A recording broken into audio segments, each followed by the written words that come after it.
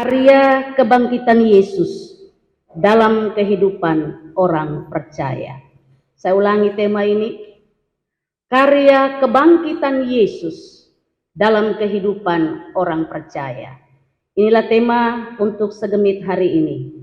Dalam perayaan penampakan Yesus setelah kebangkitan. Shalom. Sekali lagi shalom. Coba shalom sambil senyum enak dong. Saya pulang ke rumah, mas saya ketemu nih muka dong agak parah semua. Shalom. Saudara-saudari yang diberkati oleh Tuhan Yesus. Ketika orang berada dalam sebuah situasi dan kondisi yang berbeda dari biasanya, maka realitas kehidupan mengatakan bahwa orang akan ada pada titik panik, dan dari kepanikan itu orang menjadi terkejut, malah dapat saja takut, dan tak bisa dihindari, pasti ada keraguan-raguan. Tidak ada seorang pun di antara saya dan saudara-saudari yang ketika berhadapan dengan sebuah realitas yang berbeda dari biasanya, dia santai saja, senada. Kalau ada yang bilang dia santai saja, tipu-tipu. Semua orang pasti ada dalam kepanikan. Semua orang juga pasti terkejut. Kalau bahasa kerennya bilang terheran-heran, kalau memang itu positif. Tapi juga ada dalam ketakutan, kegelisahan, dan keraguan-raguan, tidak bisa dihindari. Dan jika orang terlena dalam situasi itu, sekali lagi, dan jika orang terlena dalam situasi dan kondisi itu, maka dapat saja orang lupa segalanya.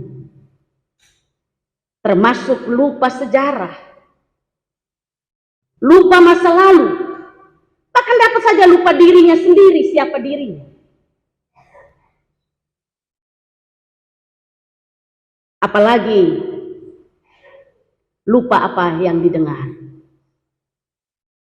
Saya pinjam seorang tokoh mengatakan, orang yang lupa sejarah itu orang yang tidak tahu diri. Tapi kondisi mengatakan kepada kita bahwa jika orang terlena dalam realitas itu, realitas situasi kondisi yang berbeda dari biasanya, yang mendatangkan kepanikan, kegelisahan, ketakutan, dan keraguan-raguan, maka dapat saja dia lupa segala sesuatu. Akibatnya apa, saudara-saudara? Orang itu bersikap aneh. Terlihat seperti bukan dia yang dulu. Karena itu tadi minta maaf, saya minta senyum. Karena saya tahu Getsemani full smile. Tapi kalau hari ini muka agak keras, ya mewakili saya pun kakak Magda, saya bilang full smile lah. Amin. Ya, senyum bersepung hati agak tenang. Ya. Tadi saya keringat-keringat kan, saya lihat, ini muka dong berat semua. Ya. Pada orang Getsemani itu orang yang full smile. Ya. Saudara-saudari, ini kondisi yang dialami oleh para murid.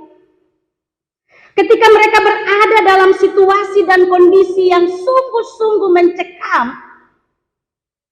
yang tidak biasanya, maka mereka ada dalam realitas yang tadi saya katakan. Panik, Alkitab bilang terkejut, tapi juga ada ketakutan dan keraguan-raguan. Saya coba taruh saya pun diri di para murid. Kalau lu ada dalam situasi itu, Diana, bukankah juga lu ada seperti itu? Ya. Sebab manusia terbatas. Dan karena keterbatasan itu, Alkitab mencatat ini dengan sadar kepada saudara-saudari dan saya.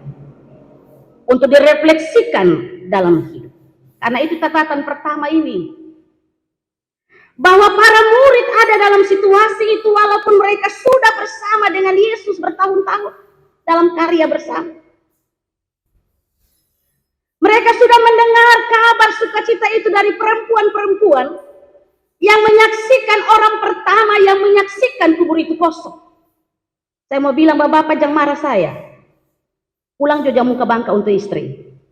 Tapi berbahagialah kami perempuan. Walaupun dalam strata sosial kami nomor 2, tapi kami orang pertama yang menyaksikan kabar baik itu. Amin ya, mama-mama. Berbanggalah menjadi perempuan. Memang bapak dong gaya pakai baju bagus kalau son perempuan, son mungkin. Amin. Ya, saya lihat bapak Neon mulai kore-kore bapak man ya. Tapi di balik kegagahan seorang suami, ada andil seorang istri yang luar biasa. Amin kok. Saya biasa pimpin di acara-acara resmi protokoler. Kalau habis ibadah lalu sambutan pejabat, saya mata tetap son pindah dari pembini. Karena kalau di pembini dia ada sambutan, ada pembini mulai mengangguk-angguk. Dia saudara-saudari semakin bersemangat. Tapi ketika dia pembini ngerem mata, demikianlah sambutan saya. Lu gaya di muka mah tetap. Dia warning ada di beton. Dan Alkitab bilang, Alkitab catat itu dengan sadar. Ya. Termasuk mereka menceritakannya kepada murid-murid yang laki-laki itu. Tapi dongson dipercaya juga. Saya membayangkan dongson percaya ini dalam strata sosial waktu itu ya dong perempuan nomor 2. Mana mungkin kabar itu mereka harus percaya dengan cepat. Bapak-bapak sebelah sini muka agak keram nih saya.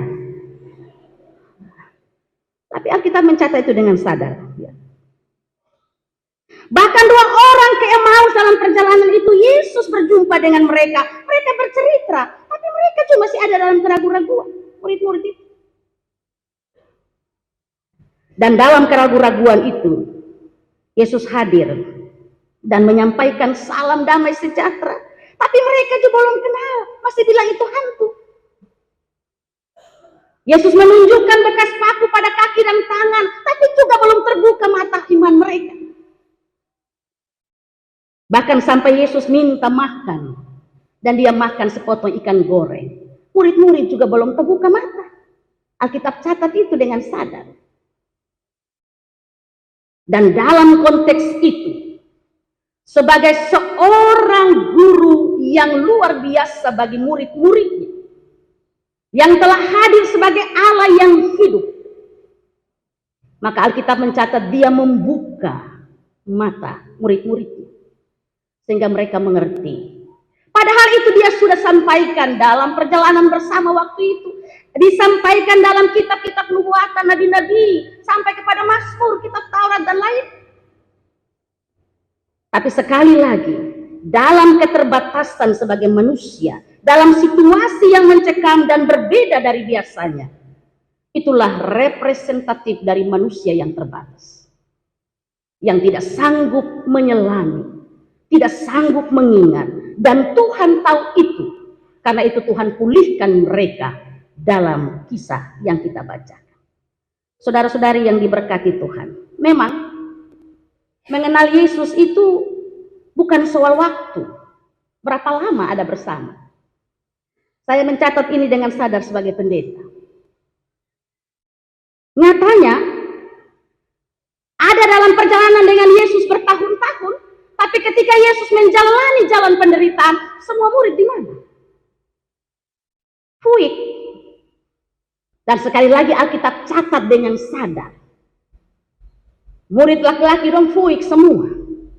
Tapi ada perempuan-perempuan yang dari jauh ada bersama dengan Yesus dalam jalan penderitaan. Saya kira beberapa minggu mulai dari Jumat Agung sampai di Paskah itu dicatat dengan baik dalam sabda Tuhan. Mengenal Yesus itu juga bukan soal jenis kelamin. Oh, laki-laki yang top, perempuan dan bisa. Saya dengan sengaja mengangkat ini. Karena kadang-kadang ada perbandingan-perbandingan yang tidak logis. Oh, kalau pendeta perempuan, mesti pendeta laki-laki, jangan main dulu. Ada pendeta perempuan yang di jalan 10 langkah lebih dari laki-laki juga. Jadi bukan soal jenis kelamin. Kenal Yesus itu juga bukan soal siapa yang biasa tampil. Atau siapa yang pintar. Siapa yang terdepan. Siapa yang biasa diberi tanggung jawab yang Ingatlah, Yudas jual, Petrus menyangkal. Mereka orang-orang terdekat. Petrus itu murid yang paling cekatan, pintar. Tapi ada saat di mana dia harus menyangkal. Dan penyangkalan itu terjadi bukan di hadapan pejabat, tetapi hamba-hamba, orang-orang kecil yang menyatakan pernyataan kepadanya, dan ternyata dia menyangkal. Bukankah itu bukti bahwa mengenal Yesus dengan baik, mengingat semua ajarannya, taat dan setia kepadanya, bukan soal siapa pintar, bukan soal pada siapa yang terdepan. Firman Tuhan bilang, banyak yang terpanggil, tapi sedikit yang terpilih. Ada yang duluan, tapi bisa saja dia dari belakang. Yang dari belakang tidak duluan. Hidup ini bagaikan roda yang berputar. Ada saat di mana orang di bawah, kita di atas. Tapi ingatlah, ada saat di mana kita juga di bawah dan orang lain di atas. Amin. Kalau begitu mengenal Yesus dengan baik, tahu apa ajarannya, mengerti, taat dan setia, bukankah butuh dua hal? Kerendahan hati. Mengapa pentingnya kerendahan hati? Sebab orang yang rendah hati sajalah yang tahu diri siapa dirinya. Dan dalam sikap tahu diri itu, sungguh dia akan berserah kepada Tuhan. Dan karena itu tiba pada titik kedua, selain kerendahan hati, tapi kesungguhan hati untuk menemukan maksud Tuhan di balik realitas hidup. Orang yang tidak rendah hati dan tidak sungguh-sungguh dengan Tuhan, jangan mimpi. Dia akan menemukan selubung yang dibuka Tuhan baginya. Orang yang tidak rendah hati dan tidak sungguh-sungguh berhati kepada Tuhan, jangan mimpi untuk dia mengalami dan menikmati maksud Tuhan di balik realitasnya. Baik realitas hidup yang menyenangkan, apalagi yang menyedihkan. Karena itu saudara-saudariku, dalam kesaksian iman melalui pembacaan ini, kita belajar hal pertama, untuk menemukan maksud Tuhan bagi hidup kita sebagai orang percaya, karya Tuhan dalam kebangkitannya, maka wujudkanlah kerendahan hati dan kesungguhan hati untuk Tuhan. Yang kedua, pertanyaan penting adalah, mengapa Yesus harus hadir lagi dalam persekutuan murid-murid? Tidak cukupkah penampakan-penampakan yang lain? Saya catat 3 hal sederhana yang menjadi alasan mengapa Yesus harus hadir dan menampakkan diri bagi persekutuan. Yang pertama, betul, belum kuat percaya murid-murid. Mereka masih ada ragu-ragu. Kalau mereka ada dalam titik keraguan-raguan, bagaimana mereka bisa bersaksi? Kalau mereka belum percaya, bagaimana mungkin mereka mau mengatakan kepada orang lain untuk percaya?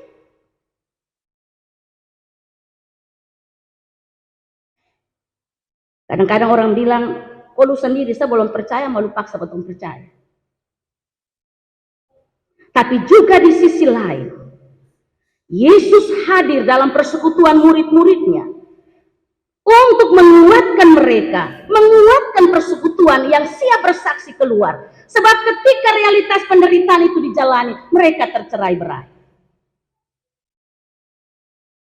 Yesus menguatkan persekutuan itu, dan persekutuan itu penting untuk sebuah kesaksian.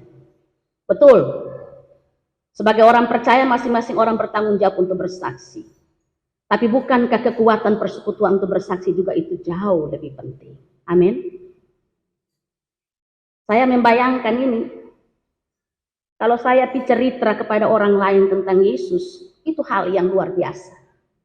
Tetapi bersama bercerita, itu kekuatan yang susah untuk dipatahkan. Karena itu dalam prinsip doa juga dikatakan, doa pribadi itu penting. Tapi ingat mengapa kita mesti ada dalam persekutuan? Karena kekuatan doa bersama itu juga penting. Bagaikan ilustrasi satu ikat sapu. Satu batang lidi mudah dipatahkan, tapi satu ikat sapu, siapa yang bisa patahkan?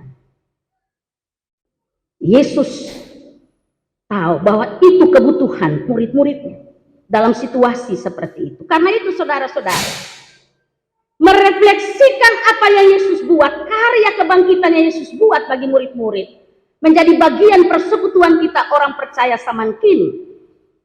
Hari ini pengakuan kita yang sama. Ketika Yesus menempatkan seorang hambanya untuk melayani bersama pendeta ini di sini, pertanda Yesus tahu apa kebutuhan persekutuan jemaat Getsemani. Amin. Kalau memang itu komitmen kita, pengakuan kita, maka mari jaga persekutuan itu. Di dalam persekutuan jangan juga mimpi sama orang ia baik, tidak sehat. Jangan juga hanya mau satu suara lalu semua orang iya.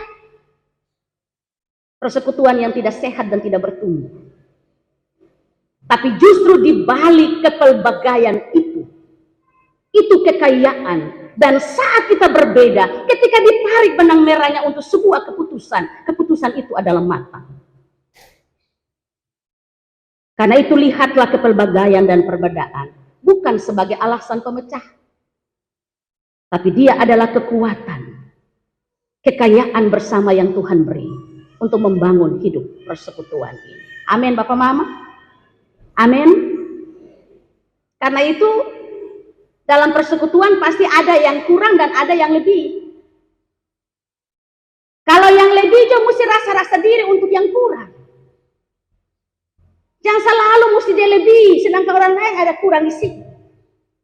Kalau dia memahami persekutuan itu sebagai bagian yang Tuhan kasih untuk bertumbuh bersama, untuk maju bersama, maka dia tidak akan memilih untuk dia maju sendiri. Tapi dia akan maju bersama-sama. Dan yang kurang juga, yang terlalu minder sampai tak sosok. Orang bilang tak sosok, tak sisi. Sama kayak udang di balik batu, maju son maju, maloi son maloi. Buka diri juga. Pertanyaan menarik. Mengapa Tuhan kasih perbedaan dalam persekutuan? Sebab Tuhan tahu, di sanalah kelebihan orang lain menutupi kekurangan kita. Kelebihan kita menutupi kekurangan orang lain. Amin.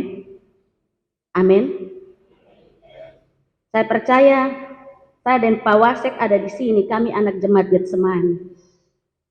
Kami sudah bisa pungkiri itu sejarah sampai mati. Bahkan sampai liang laksa pesan Dok Mel. Kalau saya mati ingat catatan di hari hidup itu. Riwayat hidup saya. Saya lahir betul sebagai anak perempuan dari tengah keluarga Siahaya.